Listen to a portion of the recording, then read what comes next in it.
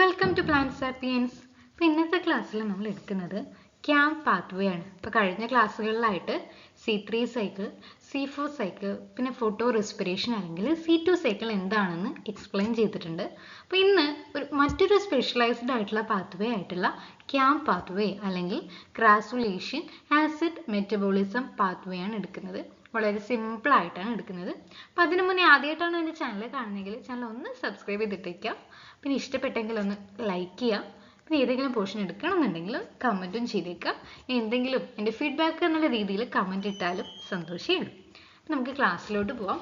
ആദ്യം എന്താണ് ഈ ഒരു camp pathway?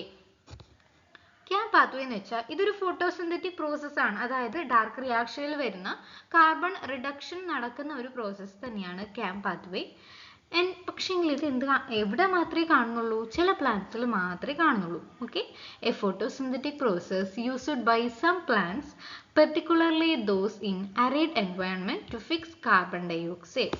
Carbon dioxide fix ചെയ്യാൻ വേണ്ടിയിട്ട് അരിഡ് എൻവയോൺമെന്റ് എന്ന് വെച്ചാൽ ഹാർഷ് ആയിട്ടുള്ള വാട്ടർ കണ്ടന്റ് ഒക്കെ കുറഞ്ഞിട്ടുള്ള ആ ഒരു ഏരിയ ഉണ്ടാവില്ലേ, എൻവയോൺമെന്റ് ഉണ്ടാവില്ല, അതിനെയാണ് അരിഡ് എൻവയോൺമെന്റ് എന്ന് പറയുന്നത്. കുറച്ചും കൂടി ഹാർഡ് ആയിട്ടുള്ള എൻവയോൺമെന്റിൽ ജീവിക്കുന്ന പ്ലാന്റ്സിൽ കാണുന്ന ഒരു സ്പെഷ്യലൈസ്ഡ് ആയിട്ടുള്ള ഫോട്ടോസിന്തറ്റിക് പ്രോസസ് ആണ് ക്യാമ്പ് പാത്വേ എന്ന് പറയുന്നത്.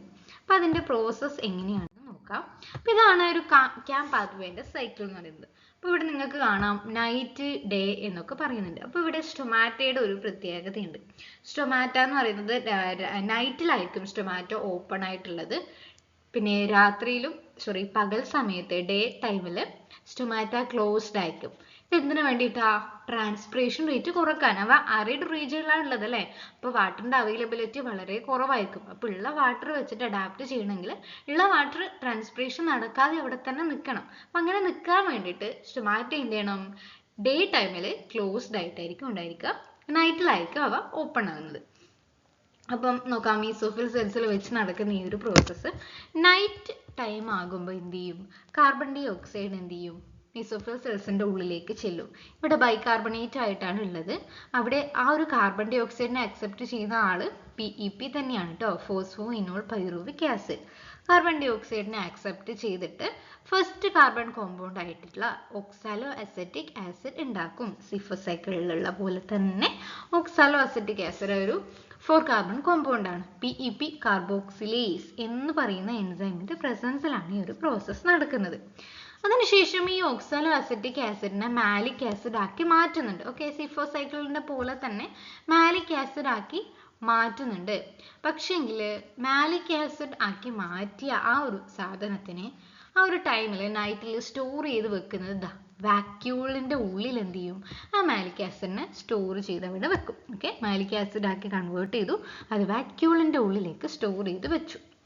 ഇനി ഡേ ടൈം ആകുമ്പോൾ സ്റ്റൊമാറ്റ ക്ലോസ്ഡ് ആയി ഈ സ്റ്റോർ ചെയ്ത് വെച്ച വാക്യൂളിനുള്ളിലുള്ള മാലിക് ആസിഡ് ഇല്ലേ, അതിന് ഡീകാർബോക്സിലേഷൻ നടക്കും. ഡീകാർബോക്സിലേഷൻ എന്ന് വെച്ചാൽ ഇതൊരു 4 കാർബൺ കോമ്പൗണ്ട് ആണ് മാലിക് ആസിഡ് എന്ന് പറയുന്നത്. അപ്പോൾ ഡീകാർബോക്സിലേഷൻ എന്ന് പറയുമ്പോൾ അവിടെ ഒരു കാർബൺ ഡൈ ഓക്സൈഡിനെ അവിടെ റിലീസ് ചെയ്യും.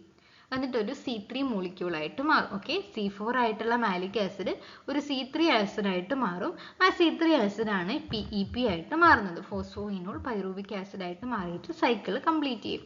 പിന്നെയും ആ സൈക്കിൾ കണ്ടിന്യൂ ചെയ്തു വരും. പിന്നെ ഇവിടെ ഒരു ഡീകാർബോക്സിലേഷൻ നടക്കുമ്പോൾ ഒരു കാർബൺ ഡൈ ഓക്സൈഡ് റിലീസ് ചെയ്യുന്നുണ്ടല്ലോ, ആ കാർബൺ ഡൈ ഓക്സൈഡ് എങ്ങോട്ടേക്ക് പോകും? കാൽവിൻ സൈക്കിളിലേക്ക് പോയിട്ട് അല്ലെങ്കിൽ C3 സൈക്കിൾ നടന്നിട്ട് അവിടെ ഷുഗർ അല്ലെങ്കിൽ ഗ്ലൂക്കോസ് പോലെയുള്ള ഷുഗർ ഉണ്ടായി മാറും. ഓക്കെ, അപ്പോൾ ഇതാണ് ഗ്രാസുലിനേഷൻ ആസിഡ് മെറ്റബോളിസം പാത്വേ എന്ന് പറയുന്നത്. അരിഡ് എൻവയോൺമെന്റിലാണ് വാട്ടർ ട്രാൻസ്പിറേഷൻ കുറയ്ക്കുന്നത്. ആ ഒരു ചെറിയ എന്തൊക്കെയാണ് ക്യാരക്ടേഴ്സ് എന്നുള്ളതൊന്ന് നോക്കാം. ഒന്നാമത്തെ അവയുടെ സ്റ്റൊമാറ്റയാണ് അവയുടെ പ്രത്യേകത. ഡേ ടൈമിൽ ഇത്തരം പ്ലാന്റ്സ്, ക്യാമ്പ് പ്ലാന്റ്സിൽ സ്റ്റൊമാറ്റ ഓപ്പൺ ആയിരിക്കും. അപ്പോൾ കാർബൺ ഡൈ ഓക്സൈഡ് എന്ത് ചെയ്യും? ലീഫിന്റെ ഉള്ളിലേക്ക് കയറും. ആ ലീവ്സ് ഉള്ളിലേക്ക് കയറിയ കാർബൺ ഡൈ ഓക്സൈഡിനെയാണ് അവർ മാലിക് ആസിഡ് ആക്കിയിട്ട് മാറ്റുന്നത്. എന്നിട്ട് എന്ത് ചെയ്യും? വാക്യൂൾസിൽ അവ ഫിക്സ് ചെയ്ത് വെക്കും. ഡേ ടൈം ആകുമ്പം, അതായത് പകലാകുമ്പം സ്റ്റൊമാറ്റ ക്ലോസ് ആകും, ട്രാൻസ്പിറേഷൻ നടക്കില്ല, വാട്ടർ കൺസേർവ് ചെയ്യും. the stored malic acid, store ചെയ്ത മാലിക് ആസിഡ് എന്ത് ചെയ്യും, ക്ലോറോപ്ലാസ്റ്റിലേക്ക് ട്രാൻസ്പോർട്ട് ചെയ്യുന്നുണ്ട് കേട്ടോ. ക്ലോറോപ്ലാസ്റ്റിലേക്ക് ട്രാൻസ്പോർട്ട് ചെയ്തിട്ട് അവിടുന്ന് കാർബൺ ഡൈ ഓക്സൈഡ് റിലീസ് ചെയ്യും. ബ്രേക്ക് ഡൗൺ ചെയ്ത് കാർബൺ ഡൈ ഓക്സൈഡ് റിലീസ് ചെയ്യും. ആ കാർബൺ ഡൈ ഓക്സൈഡ് ആണ് കാൽവിൻ സൈക്കിളിലേക്ക് പോകുന്നത്.